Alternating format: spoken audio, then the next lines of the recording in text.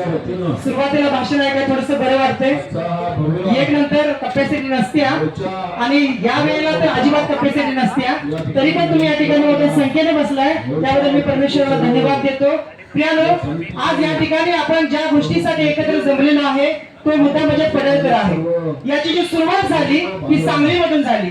सांगली या ठिकाणी सर्वप्रथम एक दिवसीय धरणे आंदोलन करण्यात आलं आणि प्रियानो, आज त्या धरणे आंदोलन सुरू झालं आणि आंदोलन मध्यापर्यंत आलं आणि इतका जोराचा पाऊस आला आणि त्या ठिकाणी प्रत्येक स्त्री पुरुष त्या रस्त्यामध्ये भर पावसामध्ये बसले होते, कारण त्याच्या पाठीमागं त्या सगळ्या समुदायाला एक करण्याच्या पाठीमागं जी शक्ती होती, जी ताकद होती आणि ज्या ताकदीमुळे ज्या शक्तीमुळे आपण एकत्र आलो, ते जे रिअल हिरो आहे त्यांचं सर्वप्रथम या ठिकाणी नाव घेतो आणि फक्त 2 मिनिट या ठिकाणी बोलणार आहे आणि माझं भाषण संपवणार आहे. त्यामुळे या ठिकाणी सगळ्यात आपण मोठ्या संख्येने आलो.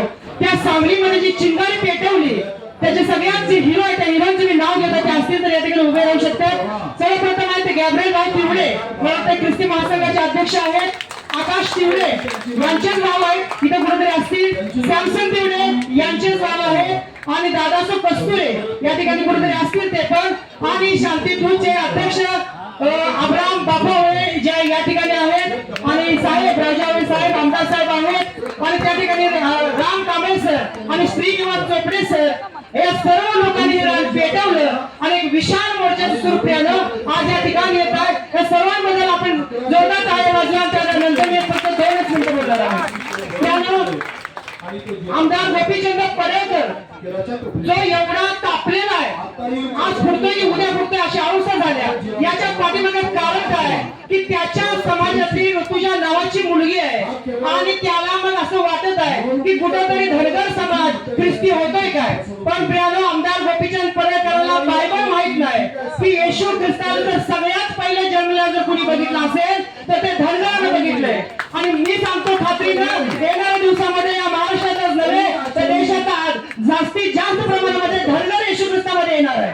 कारण प्रियानो, येशूने जर त्यांना निवडले, येशूने जर त्यांना दर्शन दिले तर धनगर अधिक प्रमाणात येणार आहे. त्याला गोपीचंद अडवू शकत नाही आणि गोपीचंद पडळकरांचं मंत्रिमंडळ सुद्धा त्या ठिकाणी अडवू शकत नाही. प्रियानो, सांगलीमध्ये सुरू झालं धरणे आंदोलन, वेगवेगळ्या ठिकाणी आंदोलन झालं. आपल्या महाराष्ट्र सरकारनं त्याची दखल घ्यायला पाहिजे होती आणि या ठिकाणी आपल्याला येण्याची आवश्यकता त्यांनी वाटू द्यायला नको पाहिजे होती. पण प्रियानो, मेलेला माणूस जसा तुमच्या माझ्यासाठी काही करू शकत नाही तसे महाराष्ट्र सरकार मेलेलं आहे आणि म्हणून ते आमच्यासाठी काही करू शकत नाही. जर ते जिवंत असतं तर त्यांच्यामध्ये जर कॉन्सेस असतं तर प्रियानो, त्या ठिकाणचं मंत्रिमंडळ जागा होऊन ख्रिस्ती समाज रस्त्यावर का उतरलेला आहे, ख्रिस्ती समाज या ठिकाणी आक्रोश का करत आहे. प्रियानो, पेपरामध्ये बातमी आली असती, महाराष्ट्राचे मुख्यमंत्री बोलले असते, पण महाराष्ट्राचे मुख्यमंत्री बोलत नाही. प्रियानो, कुठला आमदार बोलत नाही, खासदार बोलत नाही, सर्व शांत आहेत प्रियानो.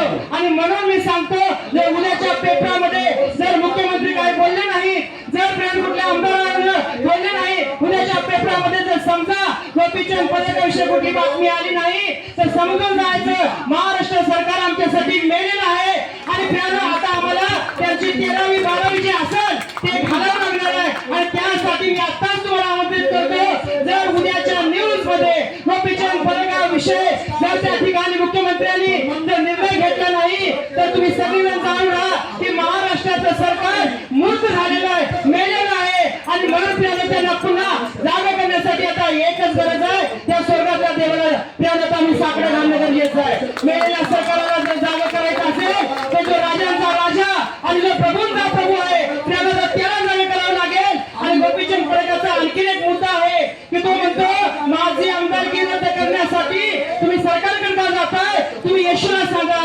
बाबा, अजून तुझी बातमी येशूने मनावर घेतली नाही. ज्या दिवशी तुझी बातमी मनावर घेईल, तुझी आमदारकी तुझ्या खानदानीत कधी कोण आमदार होणार नाही. अशा प्रकारचं काम करण्याची ताकद माझ्या येशूमध्ये आहे. तू येशूला चॅलेंज तो शांतीचा देव आहे, तो प्रेमाचा देव आहे, तो शांती आजारी बसलाय की तुझा तू पण देवाच्या राज्यामध्ये यावं म्हणून येशू वाट बघतोय. जेव्हा येशूची कपॅसिटी संपेल त्यावर लक्षात ठेव, तुझं काय होईल हे सांगता येत नाही. कारण बायबल वाचून बघ, गल्ल्याला 16 वर्षाच्या पोराने मारलं नाही तर जिवंत देवाने त्याला मारलं. आणि म्हणून तुला ही मारण्याची तुला थांबवण्याची ताकद माझ्या देवामध्ये आहे, पण शुल्लक गोष्टीकडे देवानं अजून लक्ष दिलं नाहीये आणि आम्ही तुला घाबरलो नाहीये. या मोर्चावर येत असताना आमची आजी म्हणाली की बाबा एक गोपीचंद परेकर बोललाय, तुम्ही एवढे का चाललाय? मी म्हटलं अजय, एक कुत्र का आपल्या गल्लीत भुकायला लागलं आणि जर त्याला आपण हार नाही म्हटलं तर बाकीची कुत्री भुकायला लागतात आणि म्हणून त्याला हार मानण्यासाठी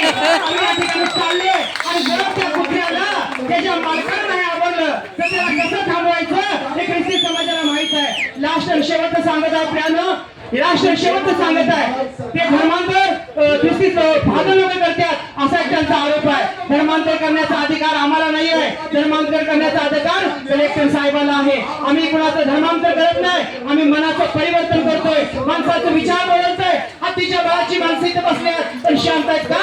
कारण त्याच्या मनाचं परिवर्तन झालंय, त्याची नीतिमत्ता बदलल्या. ही जर माणसं उघड झाली तर मुंबईला झोपू देणार नाही, एवढी यांच्यामध्ये ताकद आहे. गोपीचंद परेकर यांचा धर्मांतर मनाचं अंत करण्याचा विचारायचं झालंय. ही हातीच्या बाळाची माणसं आहेत, जर मैदानात उतरली तर हिंद घेतली आणि ज्याकडे विरोधात आणतील अशा ताकदीची माणसं आज शांत बसल्यात, कारण येशू ख्रिस्तामुळे त्यांचं जीवन आणि मन बदललंय. आणि म्हणून बाबा तू शेवट सांगत आहे, येशूच्या नादाला लागू नकोस. आमची येशूला तुझ्यासाठी प्रार्थना की प्रभू त्याला सद्बुद्धी दे, त्याला चांगलं मन दे आणि जर नाही ऐकलं तर आम्ही त्याला तुझ्या हातात